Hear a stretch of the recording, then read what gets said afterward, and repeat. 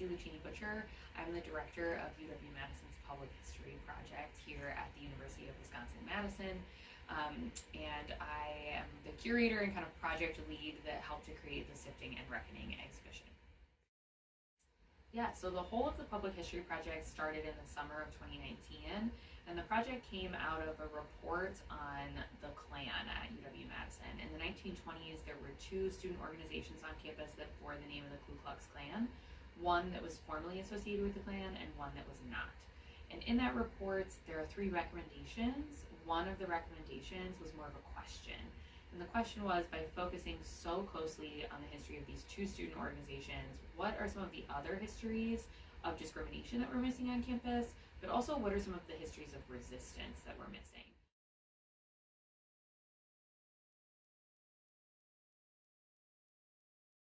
So the Sifting and Reckoning exhibit is really an expansive look at a new history about UW-Madison.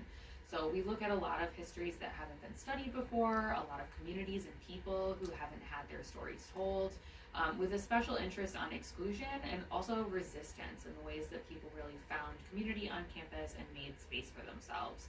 Besides the actual exhibit itself, we also have a digital exhibit website, we have a suite of curricular materials, we have a robust event and lecture series, and we're also putting out a report in the spring about the process of doing work like this. So the Sifting and Reckoning title, I always wish I could take credit for this, but I can't. I'm very bad with titles. The title actually came from the chair of our steering committee, Professor Stephen Kantrowitz. And really, it's a play on sifting and winnowing, right? We were looking at the exhibit and looking at the project, and we thought sifting and winnowing was just inspirational, right? This kind of fearless pursuit of truth. And we wanted people who were going through this exhibit or engaging with our materials to really model that behavior, to model sifting and winnowing. And so we put the play on Sifting and Reckoning as really a nod to that, and as also kind of a nod to the work that comes next, right? We've done some of the fearless sifting and winnowing, now we need to move into that reckoning piece. I asked a lot of people, what are, in 10 years, 15 years, 20 years, how is UW different because we did this project? And people really came back to this idea of truth and reconciliation, that you couldn't really reconcile until you had the truth piece. And I think right in the middle of those is reckoning. Once you have that truth and you want to get to reconciliation, you have to reckon with those truths, right, to get to reconciliation. And so the reckoning definition, there are kind of three dictionary definitions, and I've come to view them as a step-by-step process. So the first is that you have to calculate or estimate, and we've been doing that. We've been calculating or estimating where discrimination happens and who it's happening to and how it functions on campus. The second definition is that you have opinions, feelings, judgments on this history. And I think that's a natural part of the historical process, right? And one that we don't often give space for. But often when you learn something new, something that upsets a previously held worldview, it's not surprising that you would be, upset by that information or that you would have feelings about that. And so we want to make space for that so people can process through that. And the third definition, and kind of the last step, is a bill or an account or a settlement. This is the most nebulous one, but I think it's really important. And our goal with the Public History Project was always to do this project in a way that encouraged action. We hope that the history is a tool for campus community members, but also the university at large, to really think differently about how we move forward to make UW a more equitable place. Right?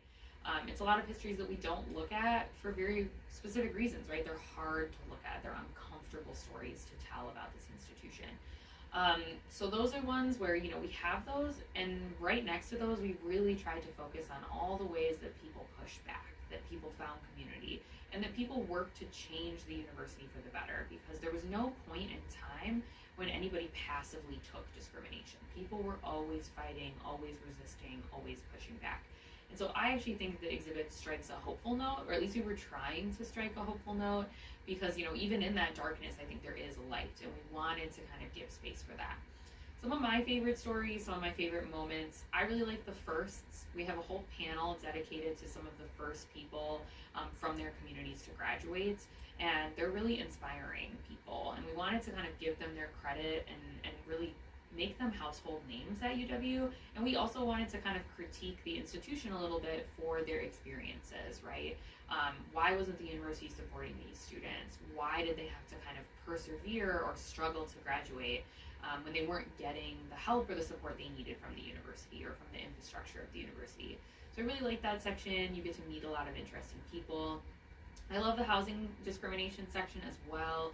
As somebody with housing history in my background, there's a housing film that you will see in the exhibit that I really, really love. It was one of my favorite stories that we uncovered in the process of doing this project. We found an undercover housing film that shows people, landlords, discriminating against folks in Madison in 1961. So it's undercover footage. And it really lays, I think, the problem of housing discrimination very bare. There's really no way to kind of hide from it. And that's what I think is so remarkable about the film. And so we have that film playing in the gallery. We're really excited for folks to get to engage with it and to see it themselves and to really learn the story about the filmmakers and what they were trying to do. I also really like the student activism section. I really like the way that students have always been kind of pushing the university to be the best version of itself. And sometimes, many of the things we love most about UW came directly from students standing up and saying, this is what we need from our university. These are the things that we want from this place. And so that section I've always found really inspiring, not only for how students band together, but how students find other faculty and staff and community members to support them in these causes. So there's some really great moments in that section as well. Lots of institutions will do this work and only look at specific histories, like their history and their entanglement with slavery. We look at everything. So we look at 175 years of history. We look at racial and ethnic discrimination, but we also look at discrimination against LGBTQ folks, folks with disabilities, religious discrimination, and gender discrimination, because we wanted that kind of big picture. So I always tell people it's a mile wide, not a mile deep, but we felt it was really important to make sure that lots of communities could see their experiences, both negative and positive, reflected throughout the exhibit. The other thing that makes the project unique is how public facing it is. Lots of institutions who do this work stick to what I would say are very traditionally academic products, like books, journal articles, etc. We wanted to make sure that people could access this information really easily and could really engage with it. And so all of the things that I listed earlier, right, the exhibit, the website, the curriculum materials, the events, all of that is geared towards public engagement. We really want people to be able to access this information and to kind of engage with it and sit with it so that hopefully we can work towards building, this better future for UW. Actually is just a lot of positive response. We're hearing that people are learning a lot from the exhibit, but also, that they're having these kinds of complicated emotions that I think are really natural, right? That people are still struggling with some of the core issues you'll see in the exhibit about belonging and about whose histories we tell. So the response has been incredible, and one of my favorite parts about it is that people have been reaching out to us and telling us their stories. So we've gotten lots of emails from folks saying, I was there and this year and this happened to me, I'd love to tell you my story. And we love that. So if you're watching this and you have a story that you want to share with us, please reach out, publichistoryproject@wisc.edu. We love hearing from folks, and we're still trying to actively document this history.